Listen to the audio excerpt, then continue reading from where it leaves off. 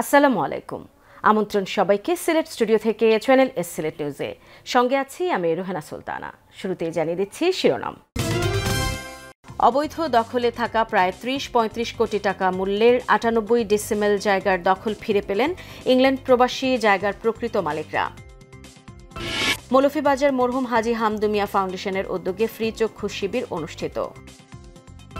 ওসমানীনগরে barrister Lutfur রহমানের উদ্যোগে ২৫০ সজ্জার এনআরবি হসপিটাল অ্যান্ড মেডিকেল কলেজের নির্মাণ কাজ শুরু।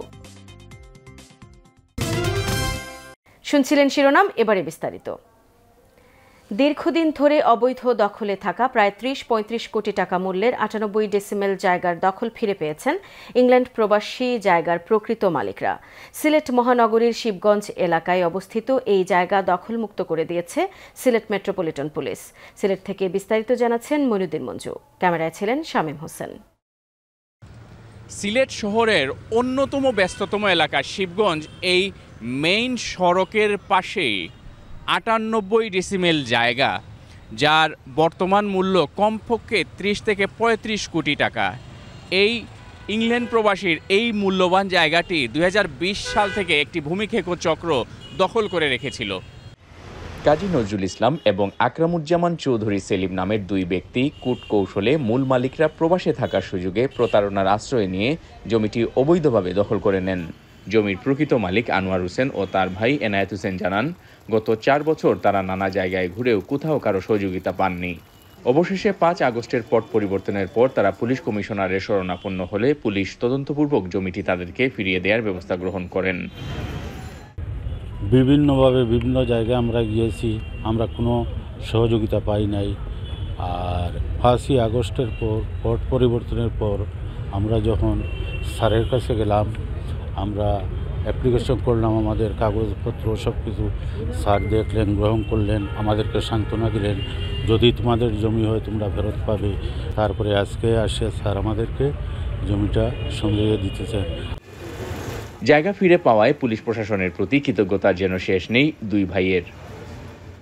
যে সুযোগ সুবিধা বাংলাদেশের মানুষে দিচ্ছে, পুলিশে দিছে, আইনে দিছে, আমরা যে সিম্পল করিয়া, কারণ আমরা প্রবাসী মানুষের এক নলেজ হইল গিয়া বাংলাদেশের সব মানুষ বাদ, আসলে বাদ না। আমি নিজে একটা ফাইন্ড আউট করছি যে আপনার রাইট থাকলে সবেও আপনারা সাহায্য করে।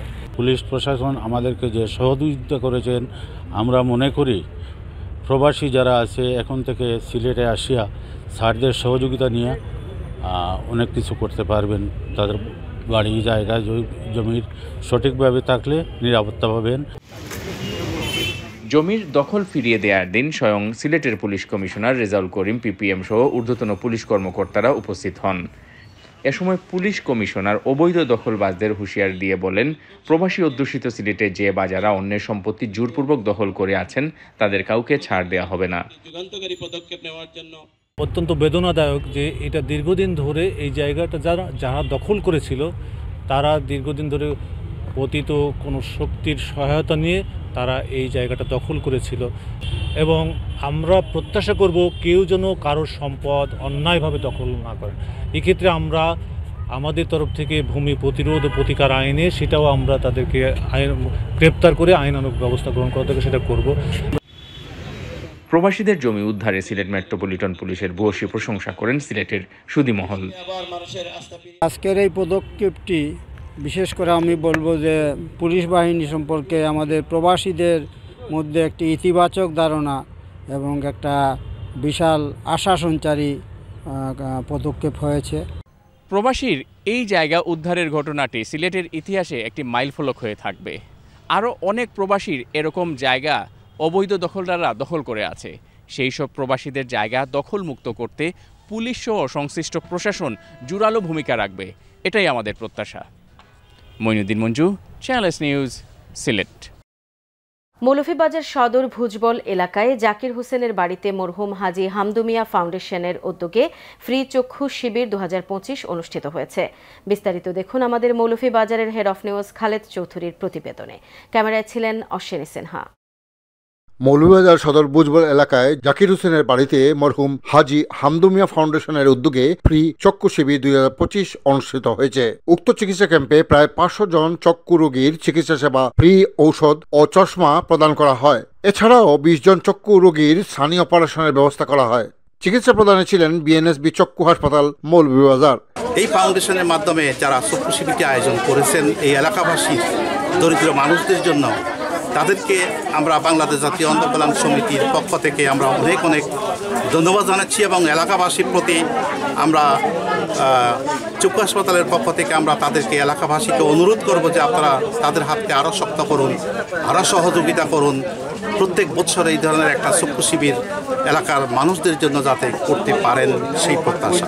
উদ্যোক্তারা এই ফাউন্ডেশনের কার্যক্রম আগামীতে বড় পরিসরে করবেন বলে আশাবাদ ব্যক্ত করেন। আগামীতে আমরা আরও বড় করার লাগি উদ্যোগ নিলাম, আমার বাইন আসুন, সবই আসুন, আপনারা আমরা লাগি দোয়া করবা। ফাউন্ডেশনের পক্ষ থেকে আমি তা মনো আমদুমিয়ার ছেলে হিসাবে আমার বাইন সবাই মিলিয়ে এই উদ্যোগ আমরা নিছি। আগামীতে আমরা আরও কিছু করব। আর এর ভিতরে আমরা অনেক এই ফাউন্ডেশনের পক্ষ থেকে অনেক মানুষের গরিব মানুষের টিন ঘর বা অনেক কিছু নির্মাণ করে দিই। আমরা আশা করি সামনে দিয়ে আরও ভালো কিছু কর্ম। আর ফাউন্ডেশনের পক্ষ থেকে সবাইকে আমার শুভেচ্ছা, অভিনন্দন। এলাকার বিশিষ্টজনরা এই মহতি উদ্যোগের প্রতি ধন্যবাদ ও দোয়া কামনা করে বক্তব্য রাখেন। হাজী মরহুম হামদু মিয়ার ছেলেরা এই মহৎ উদ্যোগকে আমরা এলাকাবাসী স্বাগত জানাই। ওনার মাধ্যমে আমার এলাকা খুব উপকৃত হয়েছে। এটা উদ্যোগ তারা নিতে আমার মনে হয় ইনশাল্লাহ খুব ভালোই চলবে। আর এই চক্ষু শিবির ছাড়াও বিভিন্ন ধরনের সাহায্য সহযোগিতা তারা করেন, আমরা বিভিন্নভাবে আমরা উপকৃত হই। খুবই ভালো লাগছে। আর এরকম যদি সেবা আসে আমাদের আগামীতে আরও ভালো হবে, ভালো লাগবে। উপকারভোগীরা এই চিকিৎসা সেবা পেয়ে তাদের আবেগঘন অনুভূতি প্রকাশ করেন। আমি তাদের জন্য আশীর্বাদ করি, কারণ আমরা অনেকে আছি টাকা পয়সার অভাবে অনেক সময় ডাক্তারের চক্ষু হাসপাতালে যেতে পারি না, যার জন্য এই ক্যাম্পটা করে আমাদের জন্য যথেষ্ট উপকার হয়েছে। করছেন যে এটা খুব গরিবর বালা, আর এই দিলে ঔষধ অপারেশন করে দেরা, এই ভিটামিনও দেরা, খুব ভালো ওরা। আমরা ঔষধ দিছি, ডক দিছি, চশমা দিছি। একজোড়া ফ্যামিলি আমরা আল্লাহর কাছে শুকরিয়া, আলহামদুলিল্লাহ। আমরা তেলাওয়াত করিও, আমরা দোয়া করি। খালেদ চৌধুরী, চ্যানেলস নিউজ, বুজবল, মৌলভীবাজার। বিশ্বনাথ পৌর শহরের মিরেরচক 1 সরকারি প্রাথমিক বিদ্যালয়ে গেট পুনর্নির্মাণ করে একটি নান্দনিক গেট নির্মাণ করা হয়েছে। প্রায় 5 লাখ টাকা ব্যয়ে মাহমুদ আলী, জৈবুন্নেসা ও সালে আহমদ মেমোরিয়াল ট্রাস্টের পক্ষ থেকে নান্দনিক এই গেটটি নির্মাণ করে দেয়া হয়। সম্প্রতি নবনির্মিত নান্দনিক এই গেটটি উদ্বোধন করা হয়েছে। এ সময় ফিতা কেটে নবনির্মিত গেটের উদ্বোধন করেন অতিথিরা। বিদ্যালয় মিলনায়তনে উদ্বোধনী অনুষ্ঠানে প্রধান অতিথির বক্তব্য রাখেন বিশ্বনাথ উপজেলার ভারপ্রাপ্ত প্রাথমিক শিক্ষা অফিসার সোহেল রানা।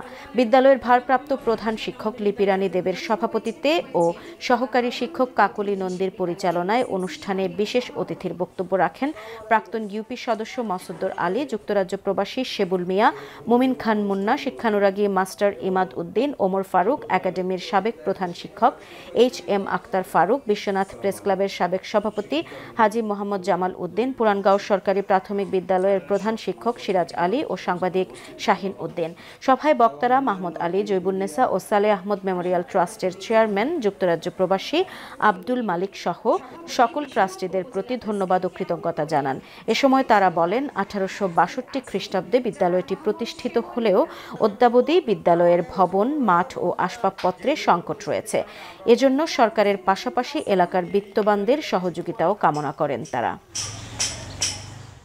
এই বিদ্যালয়ের আসলে একটি গেট খুবই প্রয়োজন ছিল। এই জনবহুল রাস্তার পাশে গাড়ি ঘোড়া চলতেছে, বাচ্চাদের সেফ সিকিউরিটির জন্য এই গেট প্রয়োজন ছিল। তার প্রতি কৃতজ্ঞতা জানাচ্ছি এবং যাদের নামে এই ট্রাস্ট করেছেন তিনি তাদের রুহের মাগফিরাত কামনা করছি। দীর্ঘ 17 বছর পর দেশে প্রত্যাবর্তন উপলক্ষে লন্ডন বিএনপির সাবেক ক্রীড়া সম্পাদক ও আরাফাত রহমান কোকো ক্রিকেট স্মৃতি টুর্নামেন্টের কোঅর্ডিনেটর ও সাবেক শ্রীমঙ্গল কলেজ ছাত্রদল নেতা সরফরাজ আহমেদ শরফুকে শ্রীমঙ্গলে এক গণসংবর্ধনা দেয়া হয়েছে।